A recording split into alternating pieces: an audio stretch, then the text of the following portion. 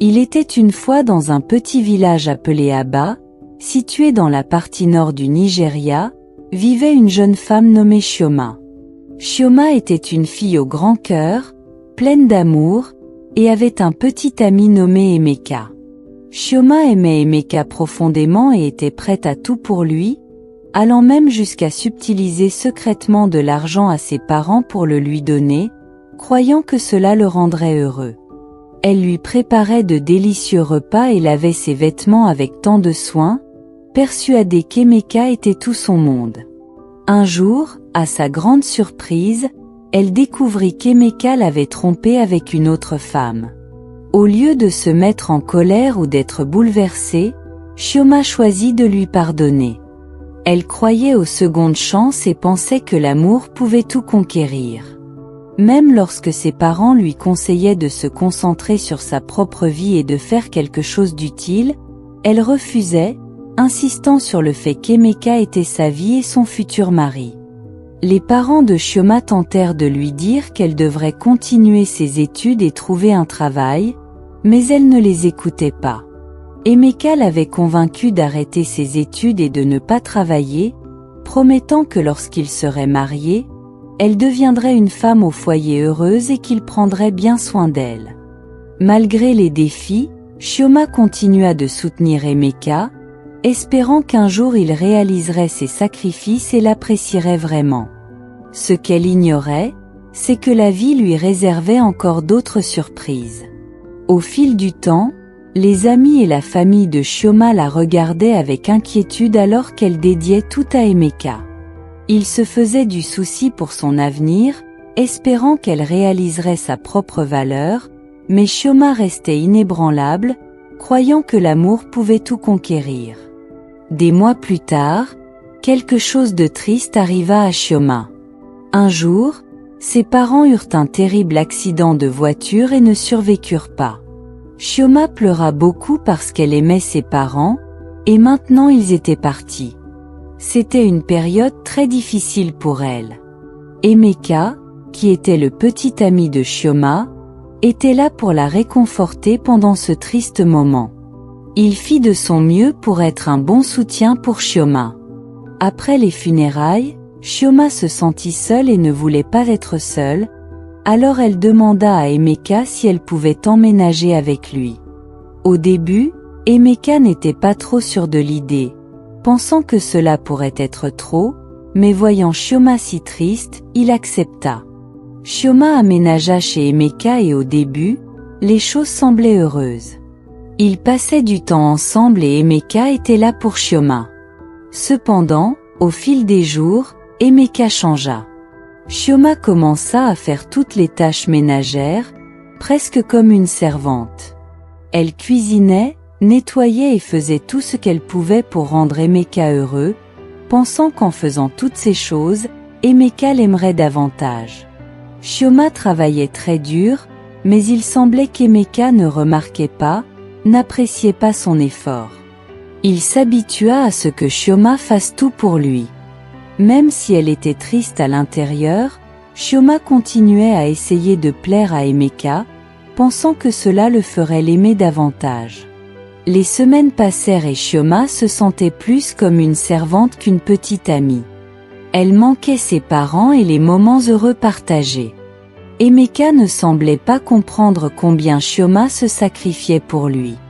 Même si elle avait emménagé chez Emeka, qui était censé être son petit ami, il commença à agir très méchamment. Il arrêta de parler à Chioma et parfois même la frappait.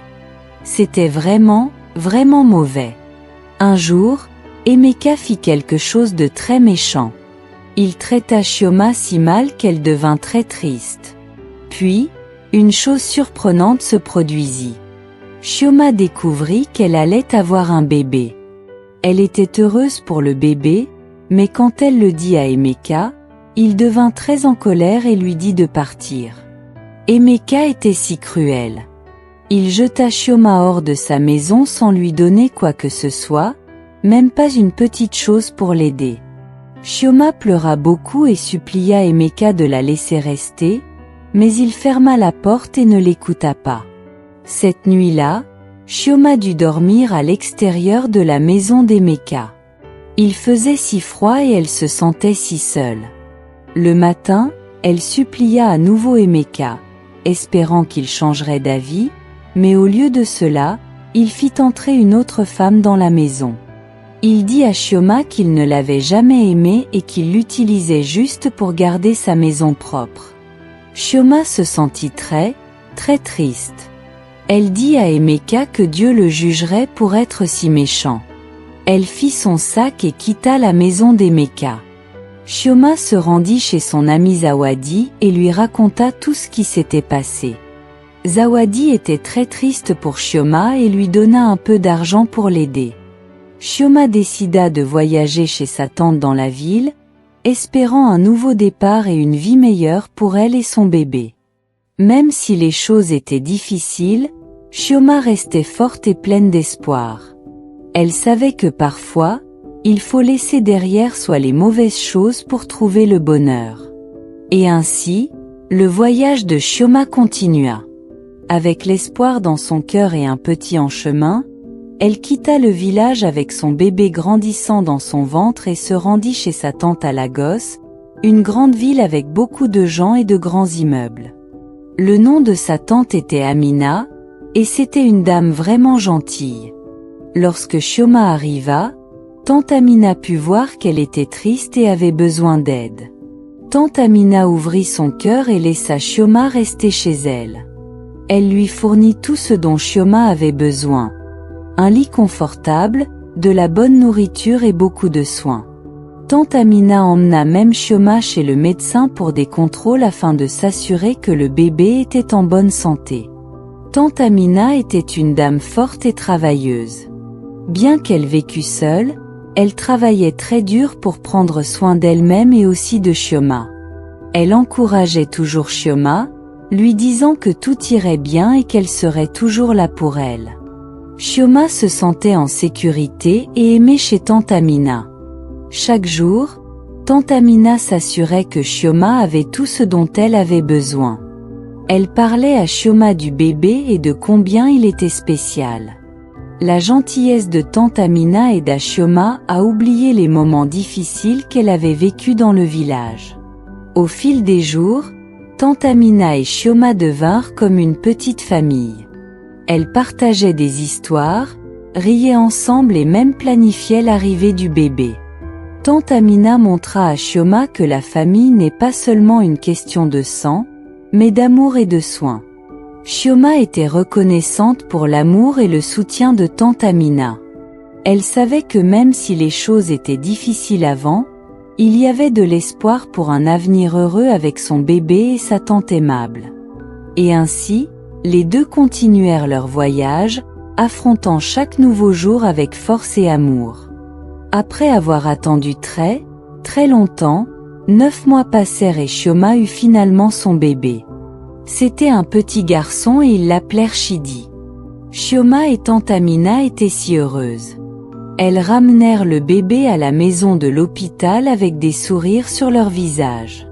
Tante Amina s'assura que Chioma et Chidi avaient tout ce dont ils avaient besoin.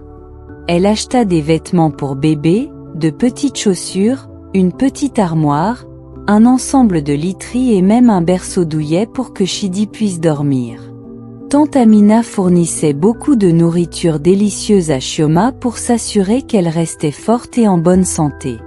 Chioma se sentait vraiment reconnaissante envers tante Amina. Elle ne pouvait pas croire à quel point tante Amina lui donnait d'amour et de soins à elle et à Chidi.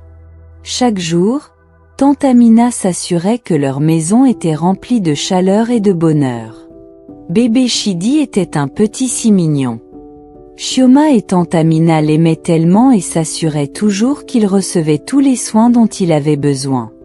Chidi grandit rapidement et apporta tant de joie et de bonheur dans leur maison. Chioma regardait Chidi avec amour, sachant que, malgré les difficultés qu'elle avait traversées, elle avait trouvé une nouvelle famille avec tante Amina.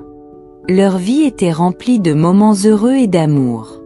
Grâce au soutien et à la gentillesse de tante Amina, Chioma et Chidi avaient une vie pleine de bonheur et de chaleur.